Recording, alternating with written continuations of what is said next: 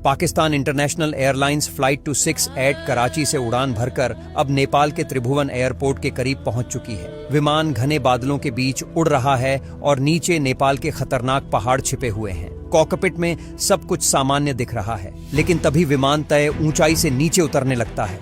9,500 feet, अब वे जरूरत से ज्यादा नीचे हैं। 9,000 फीट, बाहर अब भी कुछ दिखाई नहीं दे रहा। 8,000 फीट, उनके सामने सिर्फ घने बादल हैं, लेकिन इन्हीं बादलों के पीछे एक विशाल पहाड़ खड़ा है और कॉकपिट में किसी को इसका एहसास नहीं है। 7,800 फीट, अब विमान सुरक्षित प्रोफाइल से बाहर जा चुका है। हर गुजरते सेकंड के साथ विमान पहाड़ के और करीब पहुंचता जा रहा है। फिर अचानक टेरेन पुल अप। कॉकपिट में अलार्म गूंज उठता है। पायलट तुरंत नोज ऊपर खींचते हैं, लेकिन अब बहुत देर हो चुकी है। क्या पायलट इस विमान को बचा पाएंगे? आइए जानते हैं। यह है पाकिस्तान इंटरनेशनल एयरलाइंस फ्लाइट 268 की दिल दहला देने वाली कहानी। 28 सितंबर 1992 की वह सुबह पाकिस्तान के सबसे बड़े शहर कराची के लिए एक साधारण दिन की तरह शुरू हुई थी। जिन्ना इंटरनेशनल एयरपोर्ट पर हमेशा की तरह चहल पहल थी। विमानों की आवाजाही जारी थी और यात्री अपनी अपनी मंजिलों की ओर निकलने की तैयारी में थे। इन्हीं सब के बीच एयरपोर्ट के एक हिस्से में पाकिस्तान इंटरनेशनल एयरलाइंस की एक फ्लाइट अपनी अगली यात्रा के लिए तैयार हो रही थी। ये थी पाकिस्तान इंटरनेशनल एयरलाइंस की फ्लाइट 268, जिसे कराची से नेपाल की राजधानी काठमांडू तक जाना था। ये कोई बहुत लंबी उड़ान नहीं थी। दोनों शहरों के बीच की दूरी लगभग 1840 किलोमीटर थी और इस सफर को तय करने में करीब 4 घंटे का वक्त लगना था। यानी एक सामान्य रूटीन उड़ान जो पीआईए के लिए कोई नई बात नहीं थी। आज जिस विमान का इस्तेमाल किया जा रहा था वह 16 साल पुराना एयरबस A300 था। यह एक बड़ा वाइड बॉडी जेट था जिसे खास तौर पर लंबी और मध्यम दूरी की उड़ानों के लिए तैयार किया गया था। अपनी उम्र के बावजूद यह विमान उस दौर में दुनिया भर की कई एयरलाइनों में सक्रिय रूप से इस्तेमाल हो रहा था। उड़ान से पहले एयरपोर्ट पर सारी तैयारियां तेजी से पूरी की जा रही थीं। ग्राउंड क्रू विमान को उड़ान के लिए तैयार करने में जुटा हुआ था। ईंधन पहले ही भरा जा चुका था। कार्गो को विमान में लोड किया जा रहा था और धीरे धीरे यात्री भी अपनी अपनी सीटों पर बैठने लगे। जब सब कुछ तैयार हो गया तब विमान में कुल 155 यात्री और 12 केबिन क्रू सदस्य सवार थे। इसके अलावा कॉकपिट में पायलट्स के साथ 2 फ्लाइट इंजीनियर भी मौजूद थे। कुल मिलाकर यह एक भरा पूरा विमान था जिसमें सैकड़ों जिंदगियां अपनी मंजिल की तरफ बढ़ने के लिए बेसब्री से इंतजार कर रही थीं। अब जरा कॉकपिट के अंदर मौजूद उन पायलटों पर भी नजर डालते हैं जो इस उड़ान को संचालित करने वाले थे। बाई सीट पर कैप्टन इफ्तिखार जंजुआ बैठे थे। उनकी उम्र 49 साल थी और वे बहुत अनुभवी पायलट थे। उनके पास 13,000 घंटे से ज्यादा उड़ान का अनुभव था। इनमें से करीब 6,000 घंटे उन्होंने इसी एयरबस A300 को उड़ाते हुए बिताए थे। वे सिर्फ पायलट ही नहीं थे बल्कि फ्लाइट इंस्ट्रक्टर भी थे, यानी नए पायलटों को ट्रेनिंग देते थे। इसलिए कॉकपिट में उनका बहुत सम्मान था और उनके फैसलों पर आमतौर पर कोई सवाल नहीं उठाता था। कॉकपिट की दाएं सीट पर बैठे थे फर्स्ट ऑफिसर हसन अख्तर। 38 साल के हसन अख्तर के पास लगभग 6,000 घंटे का उड़ान अनुभव था और उन्हें एक मेहनती और काबिल पायलट माना जाता था। लेकिन इन दोनों के बीच एक बहुत दिलचस्प और अहम रिश्ता था। फर्स्ट ऑफिसर हसन अख्तर कभी कैप्टन जंजुआ के छात्र रह चुके थे। उड़ान की वे बुनियादी बातें जो हसन ने सीखी थीं, वो उन्हें जंजुआ साहब ने ही सिखाई थीं और आज वही छात्र अपने गुरु के साथ विमान उड़ा रहा था। यह रिश्ता ऊपर से जितना मजबूत और भरोसेमंद दिखता था, अंदर से उतना ही नाजुक भी था और यही इसकी सबसे बड़ी कमजोरी बनने वाला था। उस समय पाकिस्तान इंटरनेशनल एयरलाइंस की कॉकपिट संस्कृति ऐसी थी जहां कैप्टन का फैसला लगभग आखिरी माना जाता था। जूनियर पायलट अगर कुछ गलत भी महसूस करते तो भी वे खुलकर बोलने से हिचकिचाते थे और आगे चलकर यही हिचकिचाहट इस उड़ान के लिए सबसे खतरनाक साबित होने वाली थी। वीडियो में आगे बढ़ने से पहले एक छोटी सी बात, आप लोगों में से सिर्फ 3% से भी कम लोगों ने इस चैनल को सब्सक्राइब किया है, जबकि ऐसी वीडियो के पीछे महीनों की रिसर्च, फैक्ट चेकिंग, स्क्रिप्टिंग और एडिटिंग लगी होती है। मेरी हमेशा यही कोशिश रहती है कि आपको सिर्फ ऊपर की जानकारी नहीं बल्कि हर कहानी की पूरी सच्चाई सबसे सिनेमैटिक और डिटेल तरीके से दिखा सकूं। तो अगर आपको मेरा काम पसंद आ रहा है और आप ऐसी हाई क्वालिटी वीडियो आगे भी देखना चाहते हैं तो अभी चैनल को सब्सक्राइब कर दीजिए, क्योंकि आपका एक छोटा सा सब्सक्राइब हमें ये एहसास दिलाता है कि महीनों की हमारी मेहनत सच में लोगों तक पहुंच रही है और उसे पसंद किया जा रहा है। फिलहाल सब कुछ सामान्य दिखाई दे रहा था। थोड़ी ही देर में बोर्डिंग पूरी हो गई और केबिन के दरवाजे बंद कर दिए गए। फिर सुबह लगभग 11:13 पर फ्लाइट ने कराची से उड़ान भर ली। इस उड़ान का गंतव्य था त्रिभुवन इंटरनेशनल एयरपोर्ट, जिसे दुनिया के सबसे चुनौतीपूर्ण एयरपोर्ट्स में से एक माना जाता है। इसके चारों तरफ बहुत बड़े बड़े हिमालयी पहाड़ी हैं और इसी क्षेत्र में दुनिया का सबसे ऊंचा पर्वत माउंट एवरेस्ट भी मौजूद है। लेकिन यही सिर्फ शुरुआत है। इन पहाड़ों में से कुछ 28,000 फीट से भी ऊंचे हैं और उनके बीच सिर्फ चौवाली 100 फीट की ऊंचाई पर एक छोटा सा रनवे है, यानी विमान को बहुत ही सीमित जगह में उतरना पड़ता है। इसलिए इस एयरपोर्ट पर उतरना बिल्कुल आसान नहीं होता, क्योंकि पायलट सीधे रनवे की तरफ नहीं आ सकते, क्योंकि रास्ता पहाड़ों और घाटियों से घिरा होता है। इसके लिए पायलटों को स्टेप डाउन अप्रोच अपनाना पड़ता है। इसका मतलब है कि वे धीरे धीरे छोटे छोटे कदम में ऊंचाई घटाते हुए रनवे तक पहुंचते हैं। हर कदम पर उन्हें सही ऊंचाई और सही दिशा बनाए रखनी होती है, वरना विमान किसी पहाड़ से टकरा सकता है। दोनों पायलटों को काठमांडू एयरपोर्ट पर हाल ही में लैंडिंग का खास अनुभव नहीं था, यानी ये रास्ता उनके लिए पूरी तरह जाना पहचाना नहीं था। और एयरपोर्ट की अपनी भी एक बड़ी कमजोरी थी, वहां न रडार था न कोई आधुनिक नेविगेशन सिस्टम। इसका सीधा मतलब ये था कि एटीसी जो जमीन पर बैठकर विमानों को गाइड करते हैं, वो अपनी स्क्रीन पर ये नहीं देख सकते थे कि विमान इस वक्त कहाँ है, किस दिशा में जा रहा है। तो फिर पायलट को खुद ही सब कुछ करना पड़ता था। वो कागज के नक्शे देखते थे और एक डिवाइस की मदद लेते थे जिसे DME कहते हैं। DME यानी डिस्टेंस मेजरिंग इक्विपमेंट। ये डिवाइस बस एक काम करती है, ये बताती है कि विमान एयरपोर्ट से कितनी दूर है। विमान एक सिग्नल भेजता है जमीन पर लगे ट्रांसमीटर को, वो सिग्नल वापस आता है और जितना वक्त लगा उससे दूरी कैलकुलेट हो जाती है। लेकिन यही असली दिक्कत है। DME सिर्फ दूरी बताता है, ये नहीं बताता कि आप सही दिशा में हो या नहीं। ये नहीं बताता कि ऊंचाई सही है या नहीं, रफ्तार सही है या नहीं। ये सब पायलट को खुद अपने दिमाग से कैलकुलेट करना पड़ता था और फिर रेडियो पर ATC को बताना पड़ता था। यानी पूरा सिस्टम पायलट की अपनी गणना पर टिका था और ऊपर से मौसम भी दुश्मन बना हुआ था। काठमांडू में घना कोहरा, तेज हवाएं और अचानक बदलता मौसम, ये यहाँ आम बात है, खासकर सर्दियों में। ऐसे में पहाड़ों के बीच से सही रास्ता पकड़कर नीचे उतरना और भी मुश्किल हो जाता था। तो सोचिए, न रडार न GPS, चारों तरफ ऊंचे पहाड़, खराब मौसम और दो पायलट जिन्हें यहाँ ज्यादा अनुभव नहीं था। और आगे चलकर यही हालात इस उड़ान के लिए जानलेवा साबित होने वाले थे।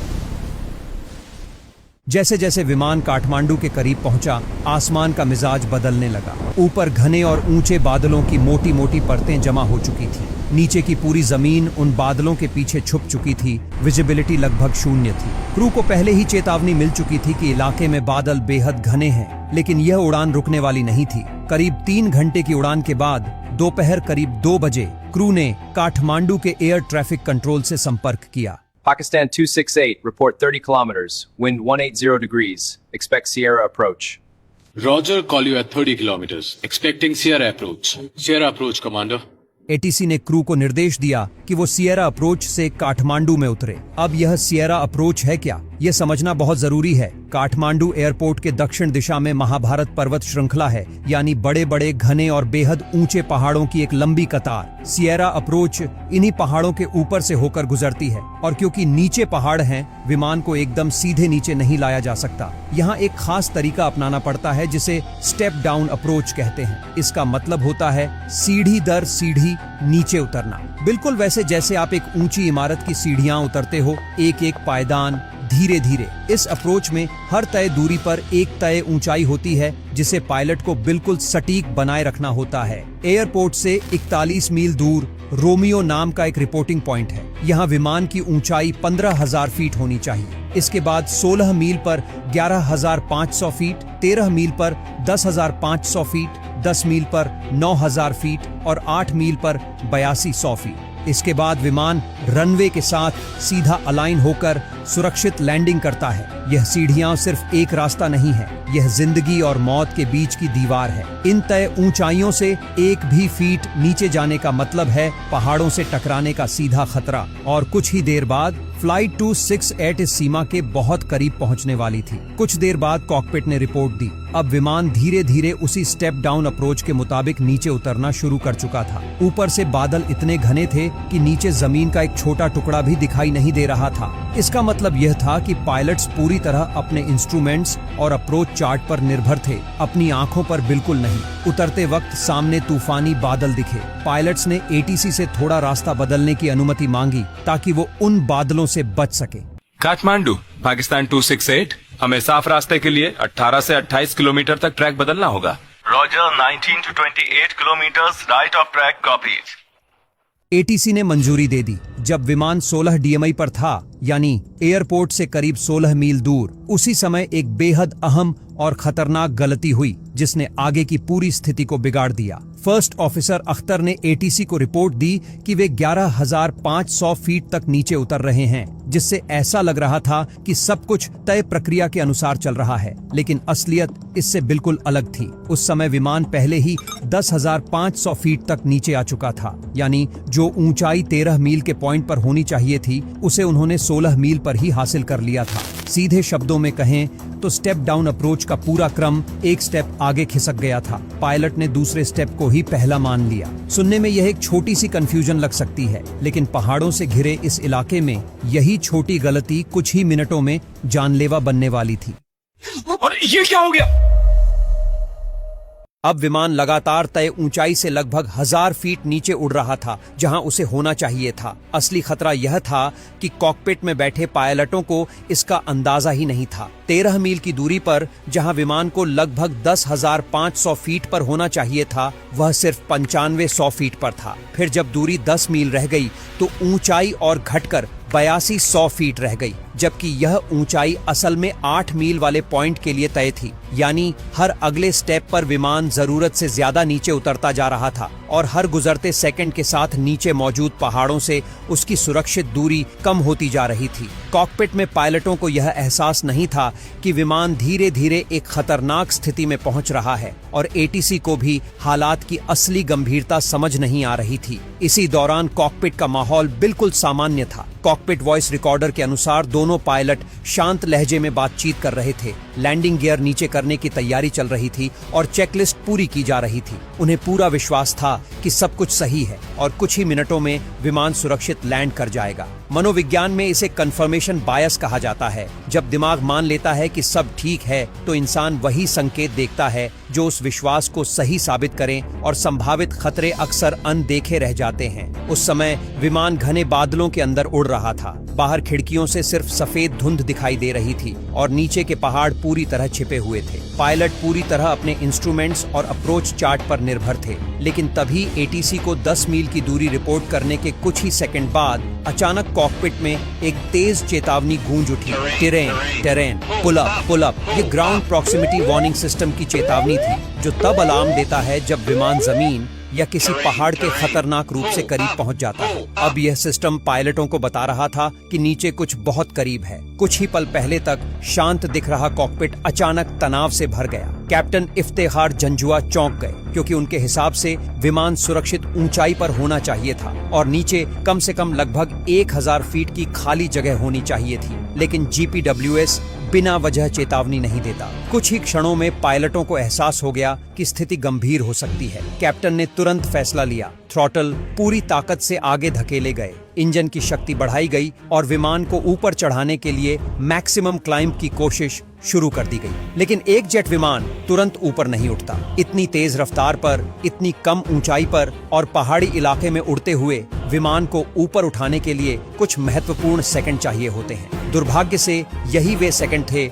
जो अब उनके पास नहीं बचे थे। विमान अभी भी घने बादलों के अंदर था और पायलट सामने कुछ भी नहीं देख पा रहे थे। वे सिर्फ अलार्म की आवाज सुन रहे थे और विमान को ऊपर उठाने की कोशिश कर रहे थे। लेकिन कुछ ही सेकंड बाद बादलों की सफेद परत के बीच अचानक एक काली चट्टानी ढलान सामने उभर आई। अब बचने का कोई रास्ता नहीं था। दोपहर ठीक 2:30 पर पाकिस्तान इंटरनेशनल एयरलाइंस फ्लाइट 268 पहाड़ से टकरा गई। यह स्थान त्रिभुवन एयरपोर्ट से लगभग 15 किलोमीटर दूर था। टक्कर इतनी तेज और अचानक हुई कि विमान का अगला हिस्सा सीधे पहाड़ की ढलान से जा टकराया। कुछ ही पलों में पूरा एयरबस A300 टूटकर टुकड़ों में बिखर गया। आग की लपटें उठने लगी और मलबा पहाड़ की ढलान पर दूर दूर तक फैल गया। उस क्षण में विमान में सवार सभी 167 लोगों की मौत हो गई। यह सब कुछ इतने अचानक और इतने कम समय में हुआ कि किसी को संभलने या बचने का कोई मौका ही नहीं मिला। पहाड़ की ढलान पर बिखरा हुआ मलबा उस भयानक टक्कर की कहानी सुना रहा था, लेकिन उस समय काठमांडू के कंट्रोल टावर में बैठे लोगों को अभी यह अंदाजा भी नहीं था कि कुछ ही मिनट पहले क्या हो चुका है। जैसे जैसे मिनट बीतते गए, टावर में मौजूद हर व्यक्ति की चिंता बढ़ती चली गई, क्योंकि ऐसे हालात आमतौर पर किसी गंभीर समस्या का संकेत होते हैं। आखिरकार अधिकारियों ने तुरंत खोज और बचाव अभियान शुरू करने का फैसला लिया। नेपाली सेना के हेलीकॉप्टरों को उस इलाके की ओर रवाना किया गया जहां से विमान का आखिरी संपर्क हुआ था। पहाड़ी इलाके और खराब मौसम के कारण यह मिशन आसान नहीं था। कुछ घंटों बाद जब खोजी हेलीकॉप्टर उस क्षेत्र के ऊपर पहुंचे तो नीचे का दृश्य बेहद भयावह था। जली हुई सीटें, यात्रियों का सामान और बच्चों के खिलौने, सब कुछ उस पहाड़ पर फैला हुआ था। मलबे के बीच से शवों को निकालना और उनकी पहचान करना बेहद दर्दनाक काम था। कई लोगों की पहचान उनके कपड़ों या निजी सामान से करनी पड़ी, जबकि कुछ की पहचान कभी नहीं हो सकी। अब सबसे बड़ा सवाल यह था कि आखिर यह हादसा हुआ कैसे। इसी सवाल का जवाब खोजने के लिए विस्तृत जांच शुरू की गई। नेपाल सरकार ने एक जांच समिति बनाई और दुर्घटना स्थल से विमान के फ्लाइट डेटा रिकॉर्डर और कॉकपिट वॉइस रिकॉर्डर बरामद किए गए। इन दोनों ब्लैक बॉक्स को विस्तृत विश्लेषण के लिए पेरिस भेजा गया ताकि यह समझा जा सके कि दुर्घटना से ठीक पहले विमान किस स्थिति में उड़ रहा था। जब शुरुआती डेटा का अध्ययन किया गया तो एक चौंकाने वाली बात सामने आई। विमान पूरी तरह नियंत्रण में था। इंजन सामान्य रूप से काम कर रहे थे और विमान लैंडिंग के लिए तैयार कॉन्फ़िगरेशन में था। इसका मतलब साफ था कि यह दुर्घटना किसी तकनीकी खराबी की वजह से नहीं हुई थी, यानी समस्या कहीं और थी। लेकिन जब ब्लैक बॉक्स का डेटा इस चार्ट से मिलाकर देखा गया तो एक गंभीर गलती सामने आई। विमान हर चरण में लगभग 1000 फीट नीचे उड़ रहा था। यही गलती कुछ मिनट बाद घातक साबित हुई। जब विमान सियरा नाम के रिपोर्टिंग पॉइंट के पास पहुंचा तब उसे लगभग 8200 फीट की ऊंचाई पर होना चाहिए था, लेकिन वास्तव में विमान लगभग 7200 फीट पर था। उसी ऊंचाई पर सामने एक ऊंची पहाड़ी मौजूद थी। पायलटों को यह समझने का मौका भी नहीं मिला कि वे कितने करीब आ चुके हैं और कुछ ही सेकंड बाद विमान सीधे उस पहाड़ से टकरा गया। जांच में यह संभावना सामने आई कि जिस अप्रोच चार्ट को देखकर पायलट ऊंचाई तय कर रहे थे उसे कॉकपिट में ठीक से रखने की कोई सुविधाजनक व्यवस्था नहीं थी। उस समय के अप्रोच चार्ट भी बहुत छोटे होते थे, सिर्फ लगभग 4 इंच के एक छोटे से कागज पर छपे हुए। संभव है कि चार्ट को हाथ में पकड़ते समय उसका ऊपर वाला हिस्सा उंगलियों से ढक गया हो। अगर 11500 फीट वाली लाइन छुप गई हो तो नीचे लिखी 10500 फीट की ऊंचाई ही सही दिखाई देती। यही वजह हो सकती है कि विमान हर चरण में लगभग 1000 फीट नीचे उड़ता चला गया और अंत में यही छोटी सी दिखने वाली गलती एक बड़ी त्रासदी में बदल गई। अगर आपको यह कहानी शॉकिंग लगी तो अब यह वीडियो जरूर देखें, जहां लैंडिंग से कुछ सेकंड पहले दोनों इंजन अचानक पावर खोने लगते हैं। विमान तेजी से नीचे गिर रहा था और पायलट समझ ही नहीं पा रहे थे कि आखिर हो क्या रहा है। आखिर उस दिन आसमान में क्या हुआ था, जानने के लिए स्क्रीन पर क्लिक करें। धन्यवाद।